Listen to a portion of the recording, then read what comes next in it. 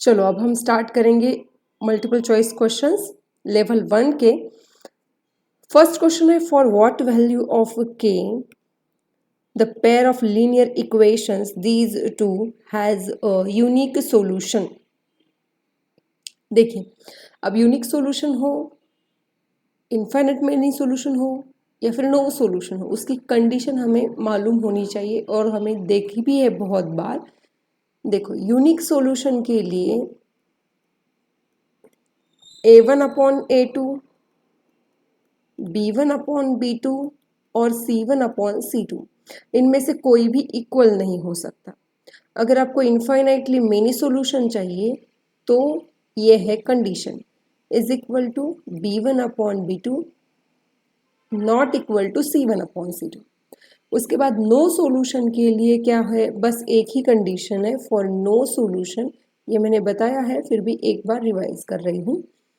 ये है for no solution, right.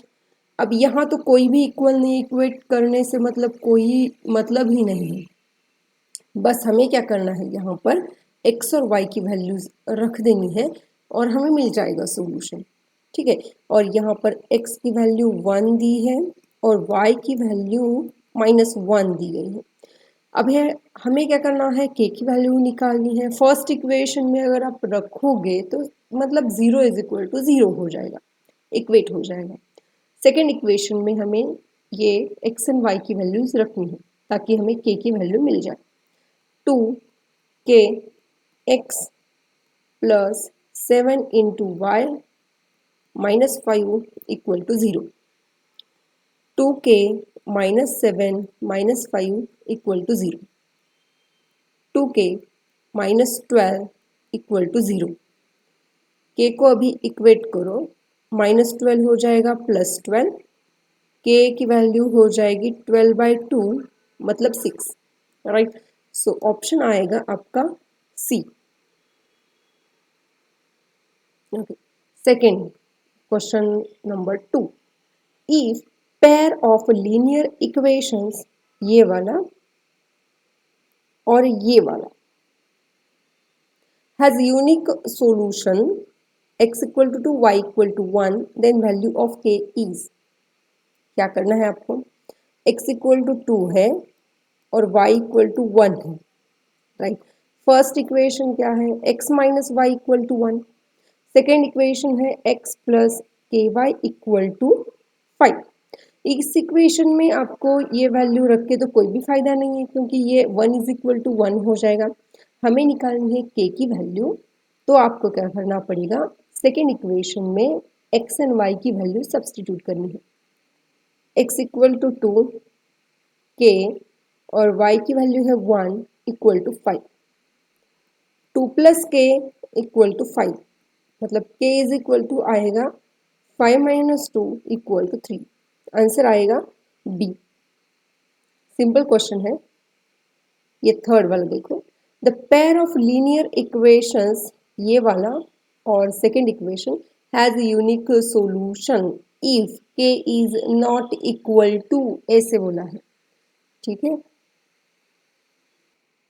Not equal to पूछा है, k की वैल्यू अगर निकालनी होती तो हम फर्स्ट इक्वेशन में और यहाँ x और y की भी वैल्यूज दी नहीं है उन्होंने, मतलब हमें कौन सी कंडीशन यूज करनी पड़ेगी, ये वाली, a1/a2 is not equal to b1/b2 is not equal to c1/c2। चलो, a1 कितना है, देखो यहाँ पर 2/a2 मतलब 6 है, is not equal to b1 की वैल्यू है k, b2 की वैल्यू है 2/3। अब देखो C1 C2 से कंपेयर करने की ज़रूरत नहीं है क्योंकि हमें k कहाँ मिल गया, b में ही मिल गया, ओके। मतलब इन अगर रख भी दोगे तो किन दो पेयर्स को ही आप कंपेयर कर सकते हो, इसलिए C1 C2 लिखने की कोई भी ज़रूरत नहीं है, राइट। चलो अभी क्या करोगे, ये आ जाएगा 1/3, ये डिवाइड किया हुआ है ना, ये यहाँ पर जाकर 2/3 मल्टीप्लाई हो जाएगा, whole divided by 3 is not equal to k, right. ये देखो 3 नीचे आ जाएगा, मतलब 2/3 into 3 is not equal to k, मतलब 2/9 is not equal to k, मतलब इसका ही मतलब क्या होता है, k is not equal to 2/9। Option आएगा डी। अगर के की वैल्यू निकालनी होती तो एक्स वाई की वैल्यू उस इक्वेशन में हम रख देते, जैसे कि पहले एग्जाम्पल सॉल्व किया है हमने। Okay, fourth example, the pair of linear equations these two has a unique solution if k is not equal to, again वही बोला है, क्या करना है, पहले a1 की वैल्यू है 2k, b1 की वैल्यू है 5, हाँ c1 की वैल्यू जल्दबाजी में कभी कभी गलत हो जाती है, 7 नहीं लिखना है, कितना लिखना है, -7, ठीक है। a2 है 6, b2 की वैल्यू है -5 और c2 की वैल्यू -11। यहाँ पर C1 C2 की जरूरत है ही नहीं, कोई बात नहीं। कंडीशन है A1/A2 is not equal to B1/B2, 2k/6 is not equal to 5/-5, ये कैंसिल हो गए, यहाँ कौन बच गया, -1, मतलब 2k और ये जो 6 है ना, यहाँ पर मल्टीप्लाई हो जाएगा, minus minus cancel, so k is not equal to 6/2, मतलब 3, मतलब k की वैल्यू कितनी नहीं होनी चाहिए, not equal to 3।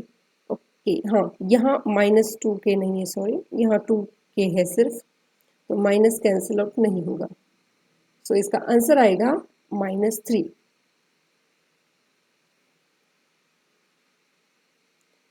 Fifth example, the pair of equations, ये दो, हैज इनफाइनाइटली मेनी सॉल्यूशंस, और इनफाइनाइटली मेनी सॉल्यूशन के लिए कंडीशन क्या है हमारे, A1/A2 is equal to B1/B2 but it is not equal to C1/C2। तो पहले हमें A1 A2 कंपेयर करने हैं। A1 की वैल्यू है 3, A2 की वैल्यू है 9।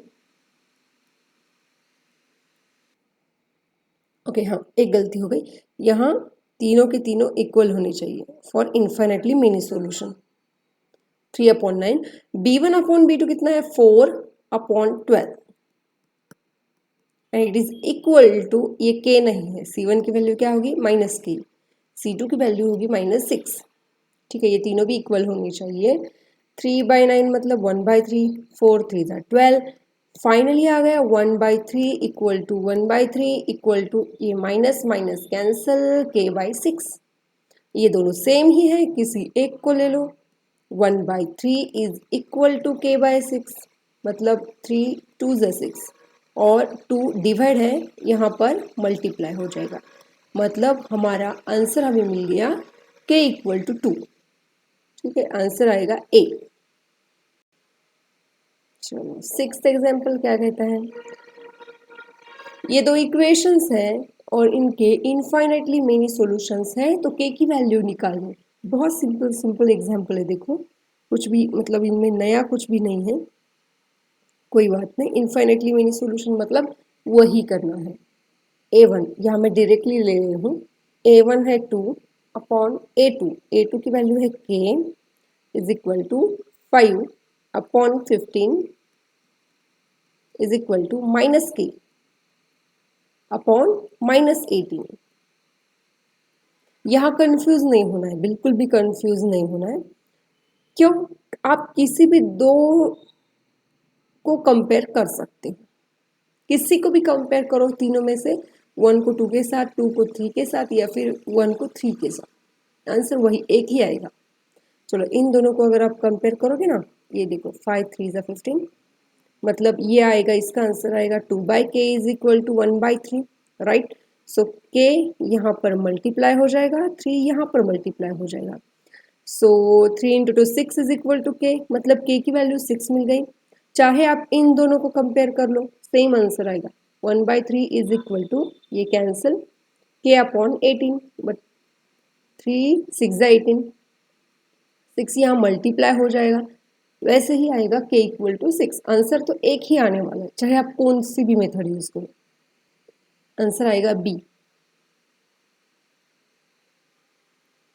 सेम क्वेश्चन है, बाकी कुछ नहीं है इसमें। क्या दिया गया है, वही क्वेश्चन है, इनफाइनाइटली मेनी सॉल्यूशंस, बस कंपेयर करना है। ये है आपका A1 B1 C1, again A2 B2 C2, ठीक है। A1 अपॉन A2 मतलब 13 upon 39 is equal to K upon 6 equal to K नहीं माइनस K अपॉन प्लस नहीं माइनस, लेकिन ब्रैकेट में K plus 4, minus minus cancel, 1/3। इन दोनों को अगर आप कंपेयर करोगे तो आंसर कितना आएगा, 1/3 इज इक्वल टू K/6, मतलब K की वैल्यू आ गई 2, राइट। और इन दोनों को भी कंपेयर करोगे ना तो वही आएगा। चलो वो भी एक बार करके दिखाती हूँ, K upon K plus 4, right. ये देखो K कैंसिल दोनों साइड को है, तो K यहाँ मल्टीप्लाई हो जाएगा 6 ऊपर, K प्लस 4 इक्वल टू 6, 4 को RHS भेजो, 6 माइनस 4 मतलब 2, राइट। K की वैल्यू आ गई आपकी 2। ये 8, the pair of linear equation these two has unique solution या फिर no solution, more than 2 solution या फिर इनफाइनाइटली मेनी सॉल्यूशन, ये निकालना पड़ेगा हमें, ठीक है। तो पहले क्या करना पड़ेगा, हमें A1 रेशियो लेना पड़ेगा और उसके हिसाब से हम बोल सकते हैं। चलो पहले क्या करोगे आप, A1 upon A2, B1 upon B2 और C1 अपॉन C2। A1 है 1, A2 की वैल्यू है 3, A2 है 2, सॉरी B1 है 2, B2 की वैल्यू है 12, C1 की वैल्यू है -5, C2 है -10, ठीक है। ये 6 आ गया, मतलब यहाँ कोई भी इक्वल नहीं है, इट इज मतलब ये आपको अगर फाइनल लिखूंगी 1/3 is not equal to 1/6, again 1/6 is not equal to 1/2, मतलब it has unique solution, A आएगा इसका answer.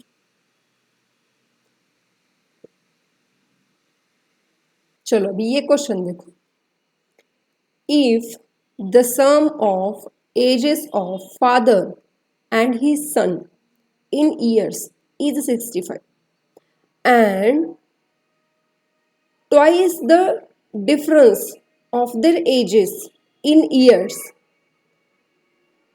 50, then the age of the father in years is, देखो लीनियर इक्वेशन इन 2 वेरिएबल है, तो 2 वेरिएबल और 2 इक्वेशंस होने ही चाहिए और उन्होंने दिए होते हैं, बस आपको लिखना आना चाहिए। Let father's age equals to, हम लेते हैं x years, son age is equal to y years, ठीक है। अब उन्होंने क्या किया है, if the sum of ages of father and his son in years is 65, दोनों का जो सम है, एडिशन है फादर के एज का और सन के एज का, वो है 65 ईयर्स। फर्स्ट इक्वेशन मिल गया, and twice the difference of their edges, twice, ये देखो ट्वाइस ब्रैकेट करो, difference of their edges, difference में भी नंबर कैसा होना चाहिए पॉजिटिव आने के लिए, बड़ा वाला नंबर, मतलब फादर का एज आप पहले लोगे, बाद में सन का एज लोगे, इज इक्वल टू 50 ईयर्स। तो आपको फादर का एज निकालना है, एक्स की वैल्यू निकालनी है, तो क्या करोगे आप, सिंपल है, देखो यहाँ मल्टीप्लाई करने से बेहतर यही होगा कि 2 को आप 50 से डिवाइड करो, क्या आ जाएगा, x minus y is equal to 50/2 मतलब 25, ये आ गया आपका सेकेंड इक्वेशन। सेकेंड इक्वेशन और फर्स्ट इक्वेशन को करना है add, right, y cancel, 2x is equal to 90 आ गया, so x is equal to 45, मतलब फादर्स एज कितना आ गया 45। ठीक है, ये वाला आंसर आएगा। अब ये इक्वेशन देखो, a fraction becomes 4/5 when 1 is added to each of the numerator and denominator. However, if we subtract 5 from each of them, it becomes 1/2. Then the numerator of the fraction is, okay, let that original fraction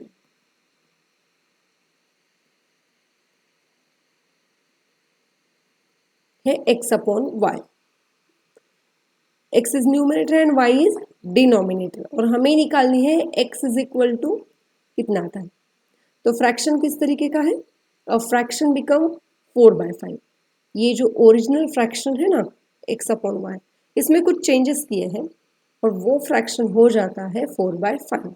कब होता है, when 1 is added to each of the numerator and denominator, मतलब numerator में भी 1 add किया, denominator में भी 1 add किया, तो ये फ्रैक्शन आपको मिलेगा।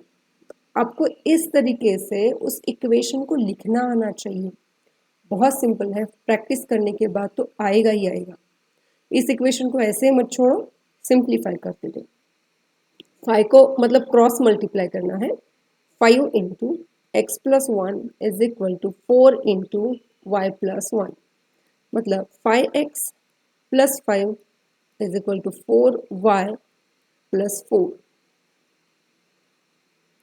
5x 4y को LHS में ले आओ, ठीक है, 4 5 को RHS में लेकर जाओ, -5। ये है आपका इक्वेशन नंबर 1। सेकेंड इक्वेशन निकालने के लिए, if we subtract 5 from each of them we get 1/2। देखो ये जो ओरिजिनल फ्रैक्शन है ना, ये 1/2 हो जाएगा। कब हो जाएगा, इफ वी सब्ट्रैक्ट 2, कितना सब्ट्रैक्ट किया है 5, if we subtract 5 from each of them, right, simplify करेंगे,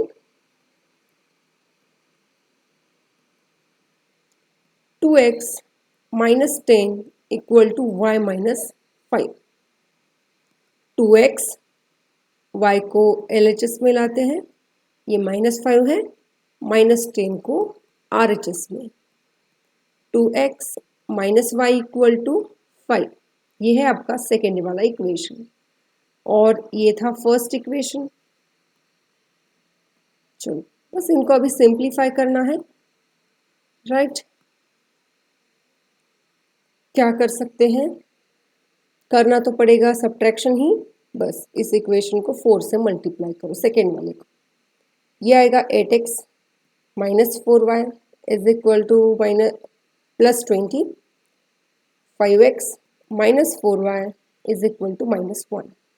इनका करेंगे हम सब्ट्रैक्शन,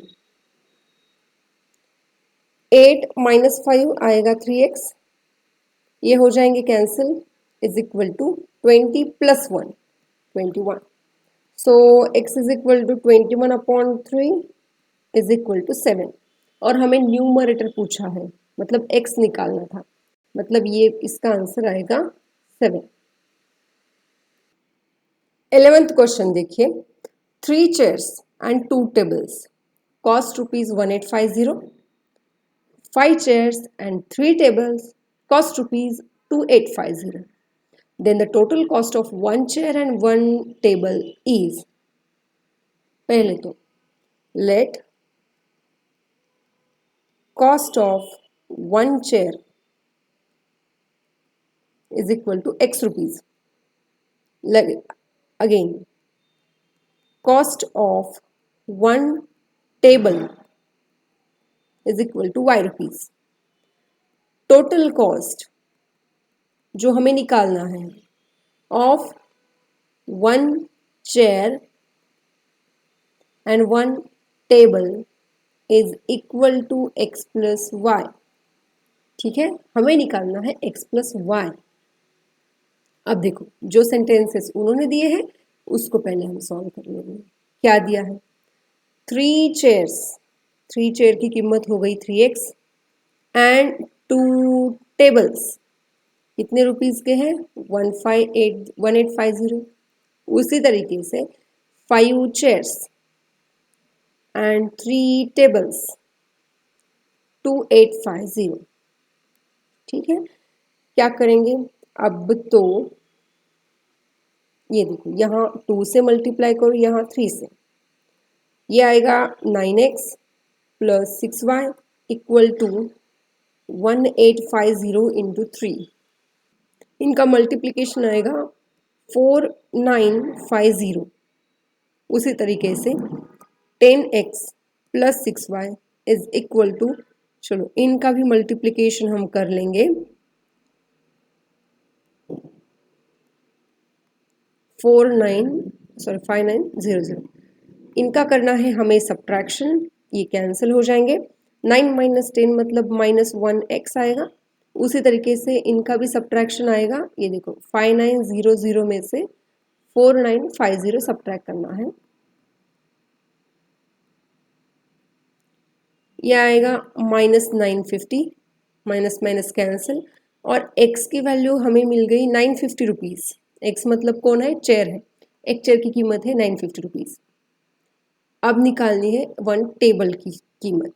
ये है इक्वेशन नंबर 1, ये है 2। फर्स्ट में डाल दीजिए, put in 1, 3 into 950 plus 2y equal to 1850, मतलब 2y is equal to 1850 minus इन दोनों का मल्टीप्लिकेशन।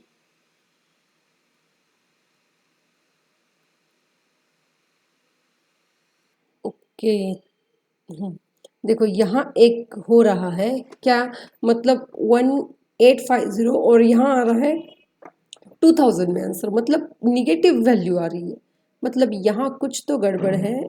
कौन सी तो वैल्यू, शायद कोई तो वैल्यू रॉन्ग है, हम देखेंगे अभी। क्योंकि आंसर जो है वो पॉजिटिव ही आना चाहिए, क्योंकि चेयर या टेबल की कीमत निगेटिव नहीं होती है ना। कैलकुलेशन हम एक बार चेक कर लेते हैं।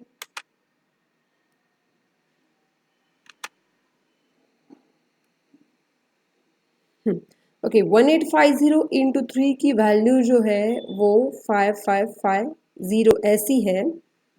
अगेन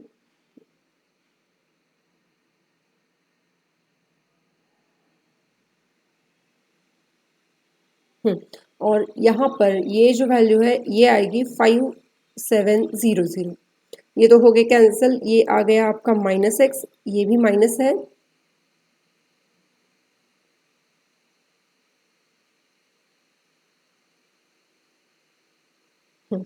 और यहाँ इन दोनों का सब्ट्रैक्शन अगर करोगे ना, 5700 माइनस 5550, ये आएगा 150 rupees, -150, right. So minus minus cancel और x की वैल्यू आ गई 150 रुपीज़। ठीक है, ये वैल्यू अभी फर्स्ट इक्वेशन में सब्सटीट्यूट करनी है। 3 into 150 plus 2y equal to 1850, ये आएगा 450 plus 2y equal to 1850। 2y is equal to 1850 minus 450, so 2y is equal to 0, 0, 8 minus 4, 4, 1। ठीक है, so y is equal to आएगा 700, राइट। लेकिन हमें वैल्यू किसकी निकालनी है, x प्लस वाई की, मतलब 700 प्लस 150, और 1 टेबल प्लस 1 चेयर की कीमत आएगी 850 रुपीज़।